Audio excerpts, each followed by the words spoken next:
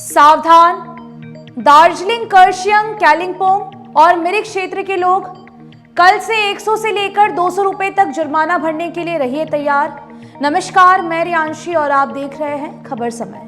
जी हाँ, आपको फाइन देना पड़ सकता है। आइए जानते हैं क्यों। दरअसल पश्चिम बंगाल सरकार ने पूरे बंगाल में प्रशासनिक और पर्यावरणीय बदलाव का जो फैसला लिया है उस पर कल से अमल शुरू हो जाएगा। इस संबंध में पश्चिम बंगाल सरकार के शहरी विकास एवं नगर विकास विभाग की ओर से एक नोटिस जारी कर दिया गया है।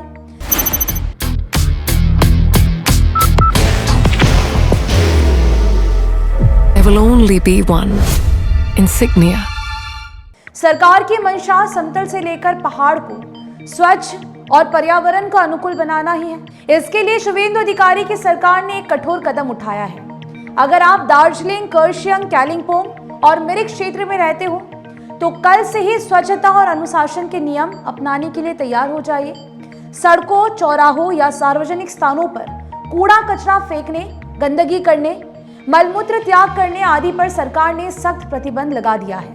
आप कूड़े को कूड़ेदान में ही डालें, इधर उधर गंदगी ना फैलाएं। इसी तरह से पर्यावरण का दुश्मन प्रतिबंधित प्लास्टिक कैरी बैग का उपयोग पहाड़ के स्वास्थ्य के अनुकूल नहीं है। बाहर की भागदौड़ अब नहीं तोड़ेगा आपके घर का सुकून। SBM गोल्ड UPVC विंडोज, आपके घर का सुकून। सरकार ने इस पर संज्ञान लिया है।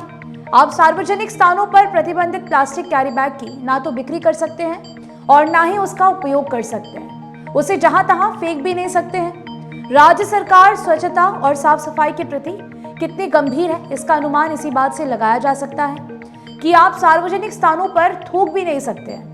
अगर आप ऐसा करते हैं तो स्थानीय प्रशासन आपसे जुर्माना यानी कि फाइन वसूल कर सकता है। जुर्माना तत्काल ही आपको भरना होगा और वो भी ऑनलाइन, यानी आप जो जुर्माना देंगे वो सीधे सरकार के खाते में जाएगा। ये फाइन राशि 100 रुपए से लेकर 200 रुपए तक है।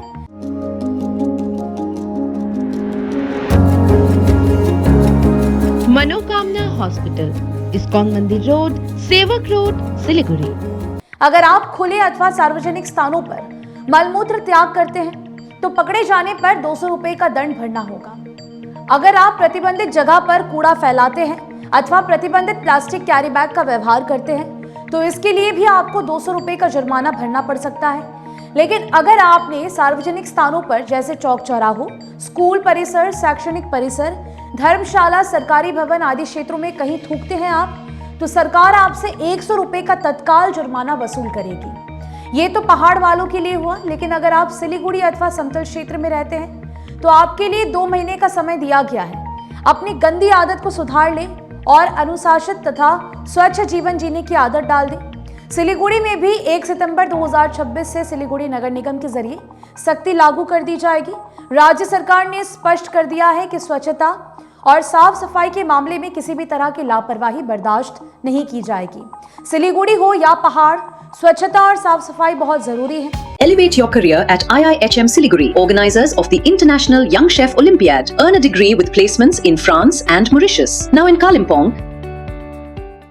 इससे न केवल जीवन में अनुशासन और व्यस्तता आती है बल्कि पर्यावरण से लेकर बीमारियों की रोकथाम में भी मदद मिलती है। जो लोग स्वच्छ परिवेश में रहते हैं वे कम बीमार पड़ते हैं। हालांकि स्वच्छता और साफ सफाई को लेकर पहले भी सरकार की ओर से इस तरह के नियम और कानून बनाए गए थे पर उनका सख्ती से पालन नहीं किया गया। अब देखना होगा कि राज्य की शुवेंदु सरकार के इस फरमान के शासकीय इकाई किस तरह से जमीन पर उतारते हैं इसे और जनता का इसमें कितना समर्थन उन्हें मिलता है। फिलहाल आपकी क्या राय है इस पूरे विषय को लेकर हमें जरूर से बताइएगा। मुझे दीजिए इजाजत। बता दें कि आपके लिए खबर हमारे प्रतिनिधि सुरेंद्र श्रीवास्तव द्वारा लिखी गई है। आप हमारे खबरों को YouTube पर भी देख सकते हैं। हर समय खबर समय। धन्यवाद।